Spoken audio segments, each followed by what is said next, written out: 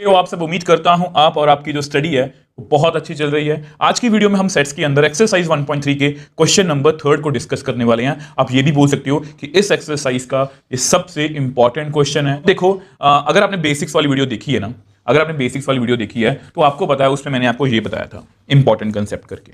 इसको हम यूज भी करेंगे अभी, ठीक है। और आपकी जो एग्जाम्पल नंबर 11th है उसमें भी मैंने आपको बहुत अच्छे से समझाया था कि ये वाले एग्जाम्पल यानी कि एग्जाम्पल 11th और ये क्वेश्चन इस एक्सरसाइज का सबसे इंपॉर्टेंट क्वेश्चन है, ठीक है। तो सबसे पहले फर्स्ट पार्ट की बात करेंगे। उससे भी पहले मुझे एक बात लिखनी है, यहां पर मैं पहले लिख देता हूं।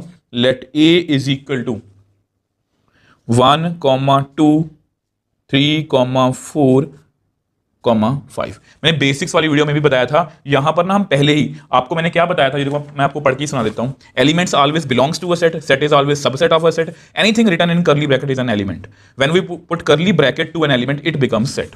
तो चारों बातें यहां पर काम आने वाली हैं। तो मैंने यहां पर थर्ड लाइन पर क्या पढ़ा था, anything written in curly bracket is an element. तो ये सारे कर्ली ब्रैकेट के अंदर हैं, देयरफॉर एलिमेंट्स, इससे आपकी काफी कंफ्यूजन दूर हो जाएगी। एलिमेंट्स ऑफ ए आर, कौन कौन से एलिमेंट्स हैं, 1, 2, 3, 4, 5। ये कोई बहुत बड़ी बात नहीं लिखी, बट इस बात का आप ध्यान रखोगे कि ये वाले एलिमेंट्स हैं। अगर कोई काउंटिंग पूछे, जिन बच्चों ने बेसिक्स वाली वीडियो नहीं देखी वो पता क्या बोलेंगे, सर इसमें 5 एलिमेंट्स हैं, बट ये गलत है, इसमें 4 एलिमेंट्स हैं, 1, 2, 3, 4। ये टोटल एक एलिमेंट है, तो इस बात का आप ध्यान रखोगे। अब हमारे फर्स्ट पार्ट की बात करते हैं। अब देखो, ये आप 3, 4 जो है सबसेट ऑफ ए, ये हमें अब बताना है। अब कुछ बच्चे इसको सेट समझ लेते हैं। मैंने यहां पर क्या लिखा है, एलिमेंट। ये एलिमेंट है, ठीक है। इसकी बहुत सारी एक्सप्लेनेशन हो सकती है, मैं सभी आपको बताने की कोशिश करूंगा। Since 3, 4 is element of A, ये एक एलिमेंट है। देयरफॉर 3, 4 जो है बिलोंग्स टू ए, ये बिलोंग करेगा क्योंकि ये एलिमेंट है। और इसकी एक और एक्सप्लेनेशन भी है, मैं आपको वो भी बता देता हूं और करके, ठीक है। अब वो एक्सप्लेनेशन क्या है, लेट, आपको पता है सेंस।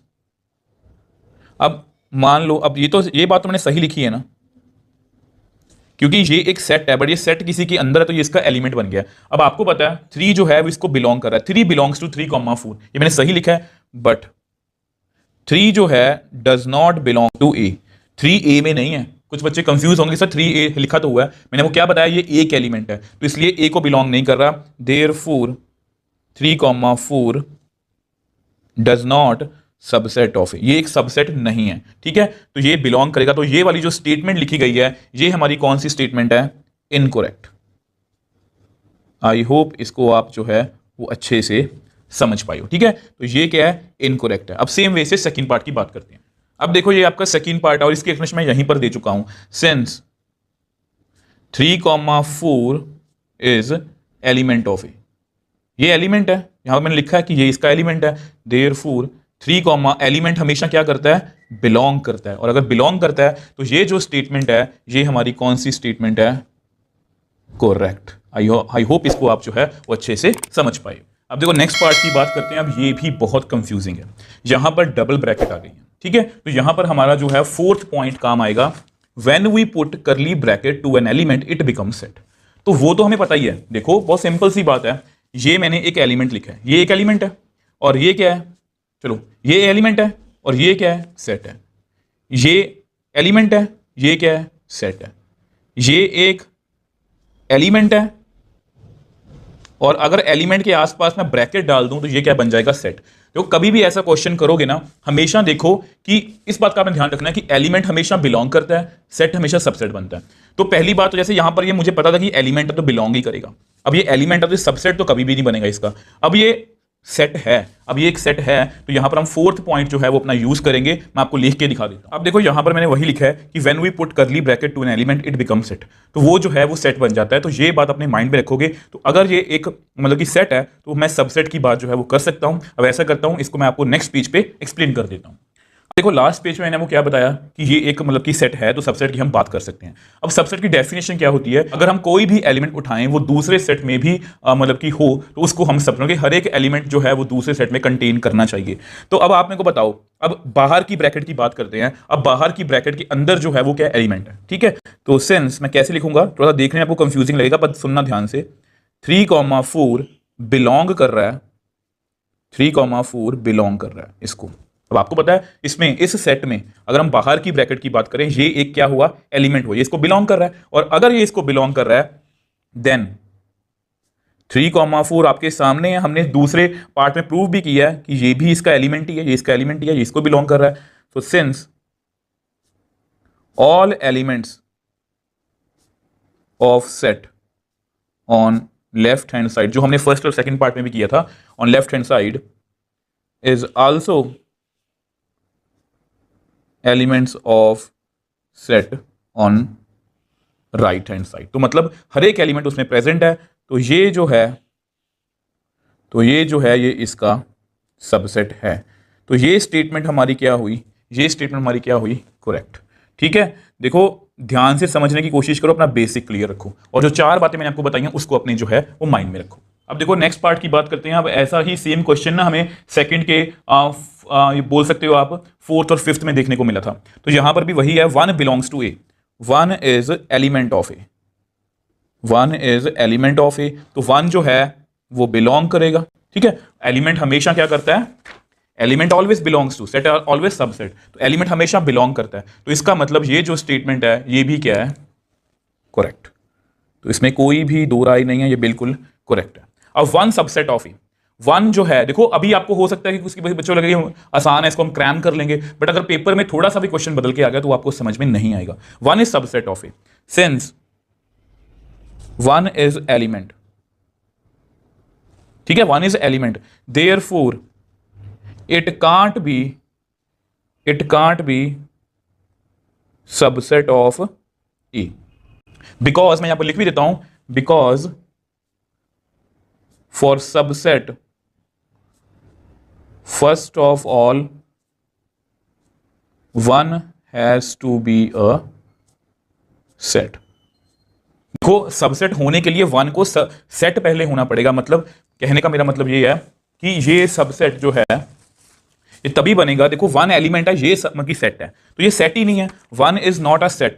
ठीक है, for subset first of all 1 has to be a set, but 1 जो है वो सबसेट नहीं है, वो तो एलिमेंट है। तो ये जो स्टेटमेंट है 1 का it can't be subset of A, ये स्टेटमेंट जो है इनकरेक्ट है। आई होप इसको भी आप जो है वो समझ पाए। अब देखो ये क्वेश्चन भी अच्छा है, 1 2 5 ये सेट है कोई, ठीक है, सेट है ना, एलिमेंट्स लिखे हुए हैं, ये सेट है, सबसेट ऑफ ए। अब आपको पता है 1 ए में है, 2 ए में है, 5 ए में है, तो ऑल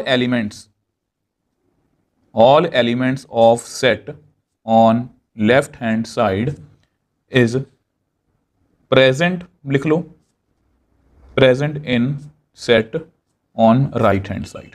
तो इसके हर एक एलिमेंट इसमें है, देयरफॉर 1 2 5 सबसेट ऑफ ए। तो ये स्टेटमेंट फिर क्या हुई हमारी, करेक्ट।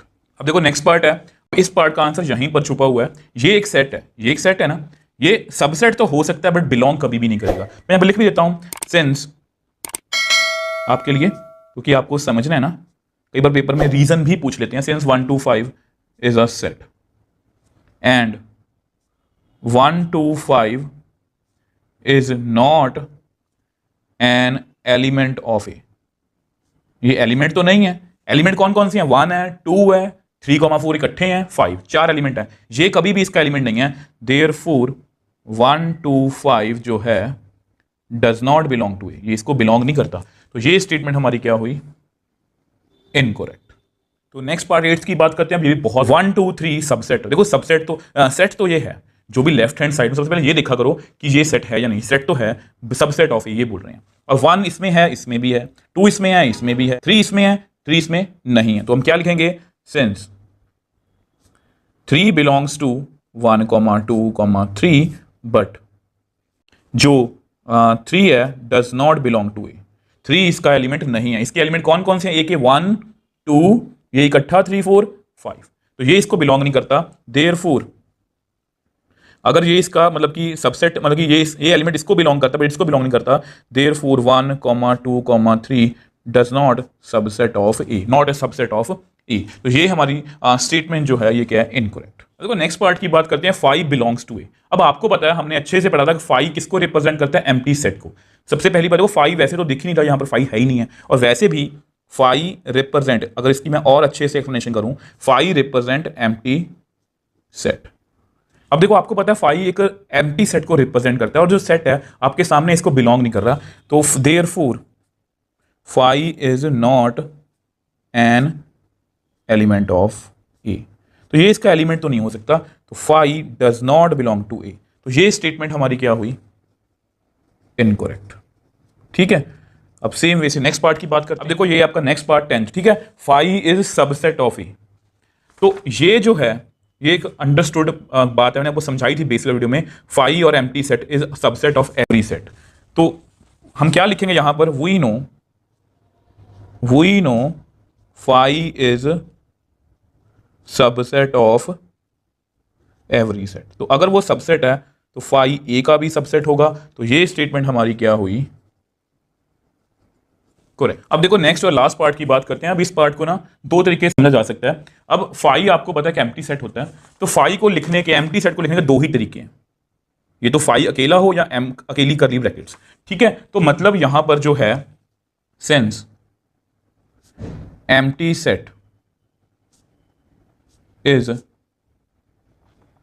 डिनोटेड बाय फाई और curly bracket, so therefore is wrong representation. तो अगर ये रॉन्ग रिप्रेजेंटेशन है, देयरफॉर मतलब इसकी सबसेट की तो बात ही नहीं हो सकती।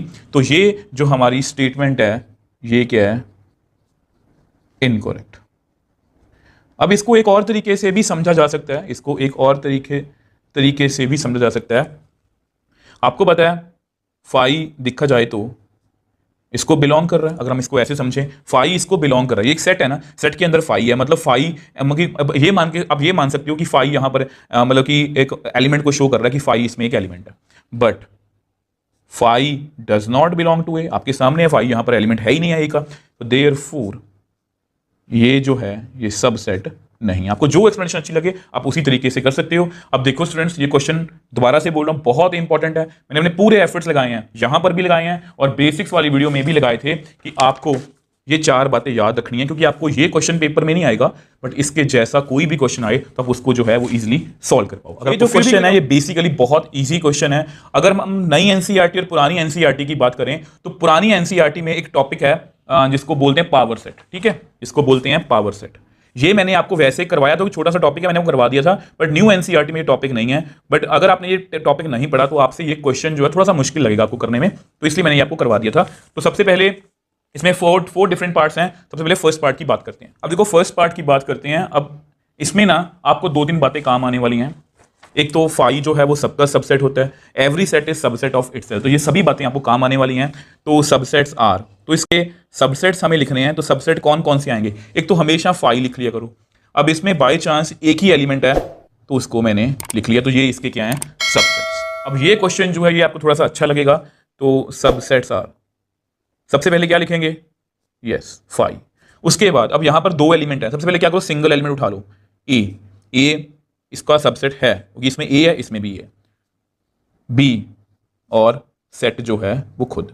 तो इसके चार ही सबसेट बनेंगे। आपको इसका मैंने फॉर्मूला भी बताया हुआ है, यस ये वाला, 2 की power number of element in A set. तो 2 की पावर यहां पर कितना आएगा? 1। मतलब अगर मैं इसको आपको दिखाना चाहूं तो इसमें कितने एलिमेंट्स हैं? 1। तो 2 की पावर 1 मतलब 2 सबसेट्स हैं इसके, 2 मैंने लिख लिए। यहां पर कितने हैं? 2 की पावर 2। कितने एलिमेंट्स आएंगे इसमें? 4। 1 2 3 4। वैसे भी देखो ए इसको बिलोंग कर रहा है तो ए इसको बिलोंग कर रहा है, बी इसको बिलोंग कर रहा है तो बी इसको बिलोंग कर रहा है। तो ये सारे क्या हैं? सबसेट्स हैं। आप चेक भी कर सकते हो कि मैंने सही लिखा या नहीं लिखा। अब ये काफी इंपॉर्टेंट है, ये क्वेश्चन आपको पहले पेपर में बहुत आता था कि इसका पावर सेट लिख के दिखाओ। पावर सेट मतलब सभी सबसेट्स लिखो, ठीक है। तो बेसिकली सबसेट्स कौन कौन से आएंगे? सबसेट्स आर, एक तो फाई लिखेंगे, पहले सिंगल एलिमेंट उठा लो 1, उसके बाद 2, उसके बाद 3। अब डबल उठा लो 1, 2, उसके बाद 2, 3, उसके बाद 3, 1। कुछ बच्चे बोलेंगे 1, 3, 3, 1 में कोई भी फर्क नहीं है। आपको पता है एलिमेंट्स को हम जिस तरह से मर्जी लिख सकते हैं। ये सबसे फर्स्ट एक्सरसाइज में हमने सीखा था वो सेट खुद। 2 की पावर 3 कितने आए? 8।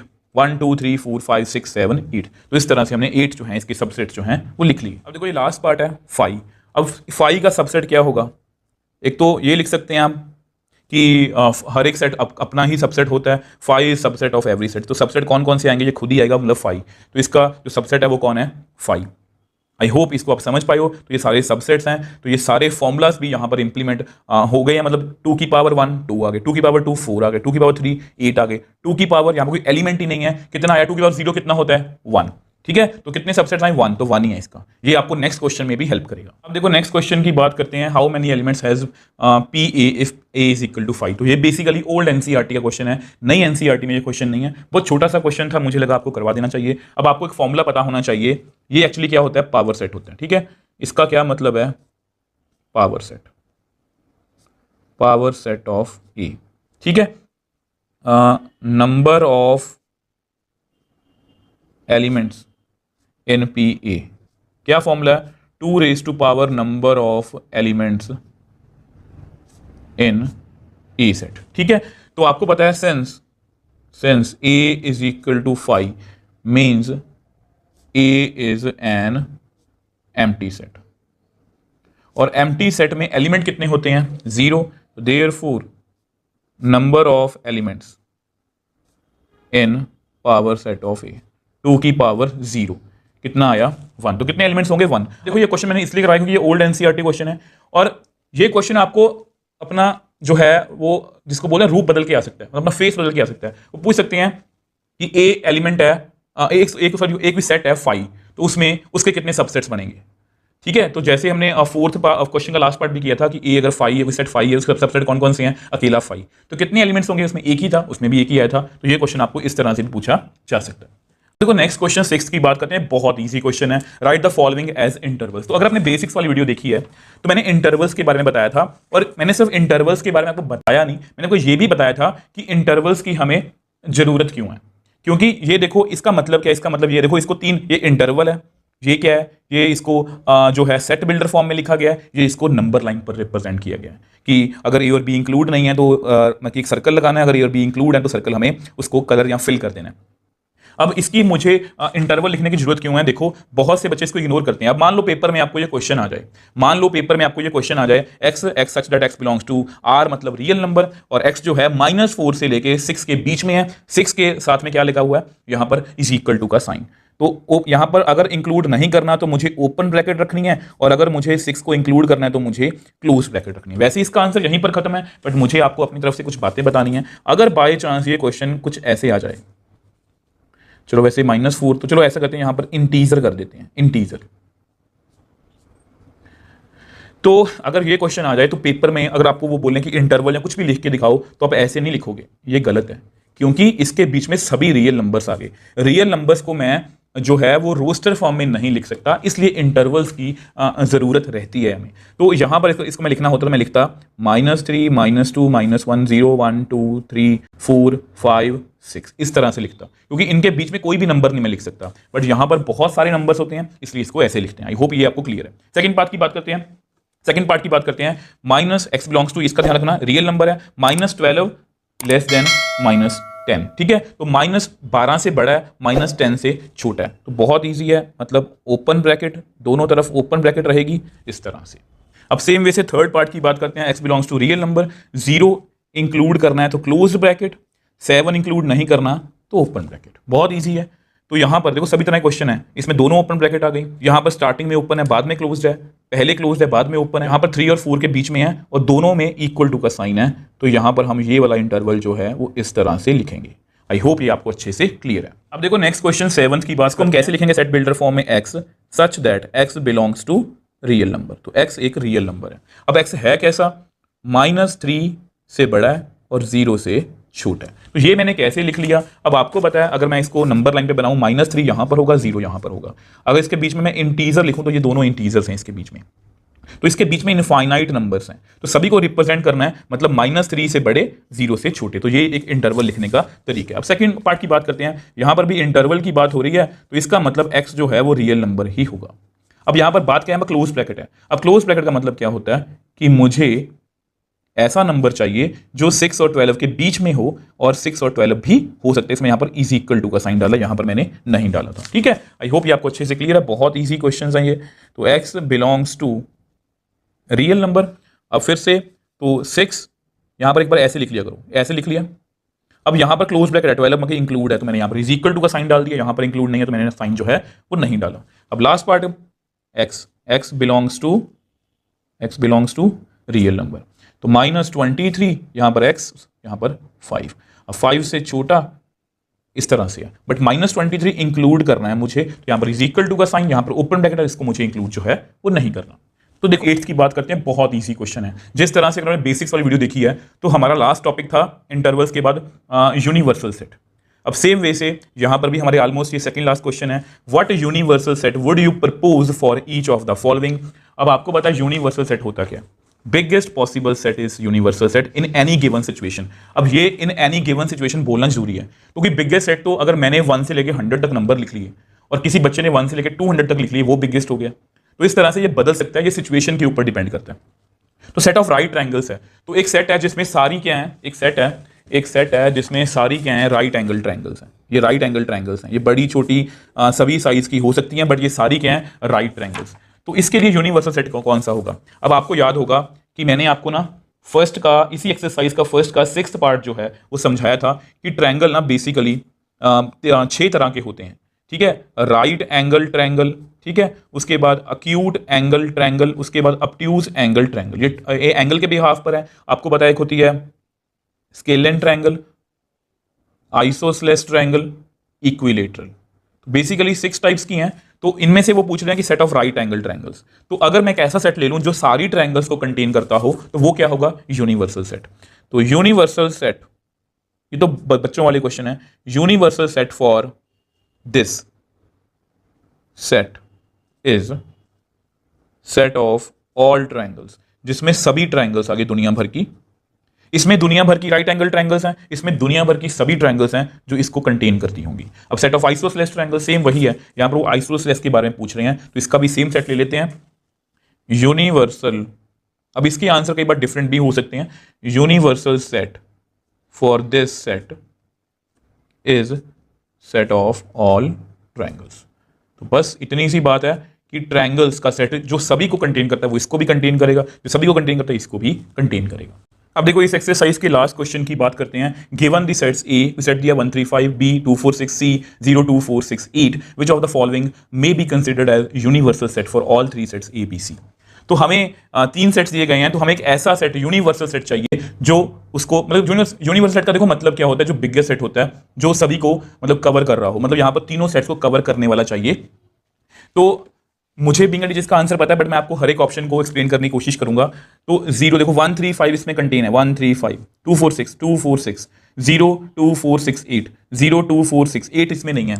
As it does not contain element 8, therefore it is not universal set. ठीक है, मैं आपको वैसे ही अच्छे से बता रहा हूं। अब 5, as it does not contain any element, अगर ये कोई एलिमेंट कंटेन नहीं करता, therefore it is not universal set. ठीक है, अब जैसा कि मैंने आपको बताया कि मुझे इसका आंसर पहले पता है, मैं इसको डिस्कस कर रहा हूं। देखो 1 3 5 है, 2 4 6 है, 0 इसमें नहीं है। As it does not contain element 0, therefore it is not universal set। ठीक है, अब लास्ट पार्ट रह गया, यही आंसर होगा, बट फिर मैं एक्सप्लेन कर देता हूं। 1 3 5 भी है, 2 4 6 भी है, 0 2 4 6 8 भी है। अब कुछ बच्चे सोचेंगे सर 9 और 10 है, एक्स्ट्रा हो तो कुछ नहीं है, ये बड़ा सेट है, इस सभी को कंटेन करता है। As it contains all elements of set A, B and C, therefore it is universal set। तो यहां पर आप लिख भी सकते हो कि MCQ टाइप है, ऑप्शन 3 इज राइट आंसर। ठीक है, अब देखो कुछ बच्चों को, अगर आपको ये पेपर में क्वेश्चन आ जाए और आपने कोई सेट लिखना हो, तो आप ये भी लिख सकते हो, ये वाला 0 1 2 3 4 5 6 7 8, ये भी सभी को कंटेन करता है। अब चेक कर लो, 1 3 5 2 4 6, 0 2 4 6 8, ये सभी को कंटेन करता है, जो ये भी एक यूनिवर्सल सेट है। बट यहाँ पर ये ऑप्शन में था, तो मैंने ये जो है वो आंसर बता दिया। अब देखो स्टूडेंट्स, ये हमारी एक्सरसाइज यहाँ पर खत्म है। अब ये जो एक्सरसाइज है ये भी बहुत इंपॉर्टेंट है, आपने इसका जो कंसेप्ट है वो ध्यान से करना है, सबसेट वाला, और यूनिवर्सल सेट को भी अपने ध्यान से करना है। ये जो लास्ट क्वेश्चन हम छोड़ रहे हैं कि ये सबको कंटेन करता हो यूनिवर्सल सेट लिखो, यहीं से हम स्टार्ट करेंगे। मतलब नेक्स्ट टॉपिक जो है वो हमारा वेन डायग्राम्स का और ऑपरेशन ऑफ सेट्स का होने वाला है। तो यहाँ ये उसका बेसिक है और इससे आगे हम वहां पर डिस्कस इसको जो है वो करेंगे। अगर आपको फिर भी कोई डाउट है मुझे नीचे कमेंट बॉक्स में लिख सकते हो, मैं हमेशा आपका रिप्लाई करने की कोशिश करता हूं। अगर आपको वीडियो थोड़ी सी भी हेल्पफुल लगी है तो वीडियो को लाइक कीजिए, शेयर कीजिए और चैनल को सपोर्ट कीजिए।